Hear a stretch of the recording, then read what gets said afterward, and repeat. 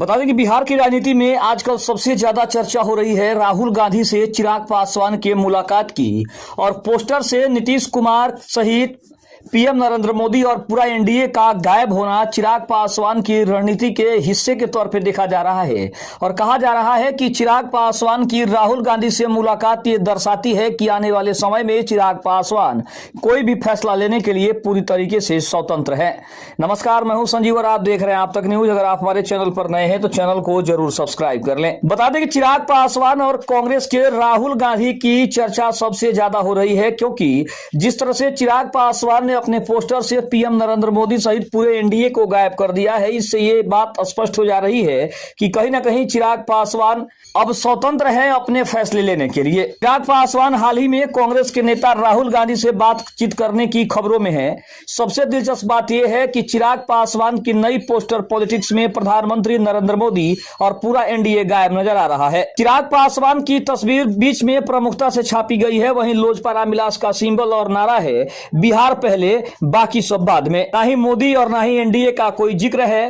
Poster पर युवा चेहरे और बदलाव की थीम भी दिखाई दे रही है।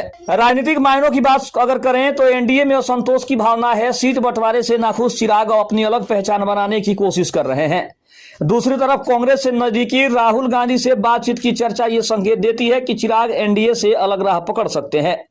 मध्य वर्ग और युवा वोट बैंक को भी चिराग पासवान की रणनीति का हिस्सा माना गया है। मोदी नीतीश से दूरी बनाकर चिराग अपने पिता रामविलास पासवान की दलित प्लस युवा राजनीति को दोहराना चाहते हैं। वहीं अगर बात करें तो एनडीए में रहकर दबाव की राजनीति और विपक्ष से नजदीकी ताकि अपनी सीटों और भविष्य की भूमिका तय कर सके, चिराग पासवान की दोहरी रणनीति का हिस्सा है। अब एनडीए के लिए यह संकेत खतरनाक है, क्योंकि चुनाव पोस्टर से मोदी को हटाना सीधा संदेश है कि चिराग अब खुद को एनडीए के हिस्से के बजाय भविष्य का सीएम चेहरा दिखाना चाहते हैं।